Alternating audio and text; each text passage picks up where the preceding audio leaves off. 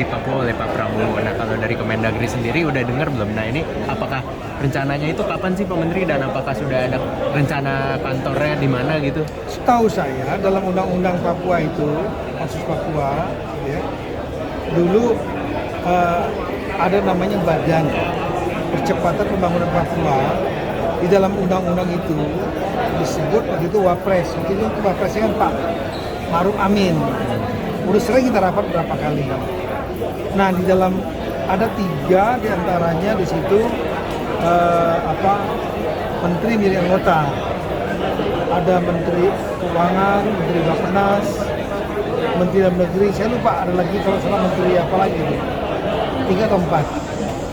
Kemudian nanti ada namanya di situ Badan Eksekutif.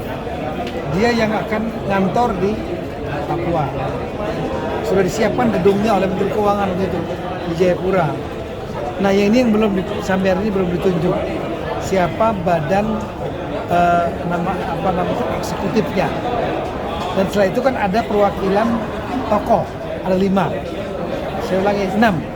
Dari tiap-tiap provinsi ada 1 tokoh. Itu yang bukan birokrat, bukan partai politik.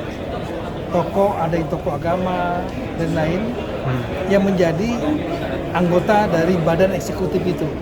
Karena badan eksekutif nanti ini yang mungkin akan ditentukan oleh Bapak Presiden, ya, ditunjuk oleh Bapak Presiden badan itu, kepala badan eksekutif itu, dan nanti dia akan membentuk ada semacam kayak deputi juga.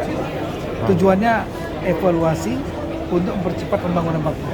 Berarti Kemendagri sendiri ada semacam catatan. Apa itu? Ada catatan nggak sih Pak dari soal pembangunan Papua untuk nanti mungkin kita ditindaklanjuti oleh Wapres? Ya, intinya kan percepatan pembangunan ya. Dan adanya 6 pemisahan sekarang, 6 pemekaran ini diharapkan 1, kantornya segera dibuat. Kedua, integrasi program-program yang ada di Papua sendiri. Kemudian Papua antar provinsi dan dengan pemerintah pusat. Di pusat juga perlu dikoordinasikan. Kenapa? Karena ya Kementerian Pendidikan kan punya program di Papua. Kementerian Kesehatan punya program di Papua. Kementerian Dikti juga punya program Papua. Kementerian apalagi PU punya program. Perhubungan punya program. KKP punya program. Nah, ini kan nggak boleh jalan sendiri-sendiri. Perlu diintegrasikan supaya nggak overlapping dan harmonis. Sama program pusat ini nanti selain diintegrasikan oleh badan ini juga akan mengharmonisasikan dengan program provinsi yang 6 itu supaya nggak jalan sendiri-sendiri, dan tingkat kabupaten kotanya juga diintegrasikan.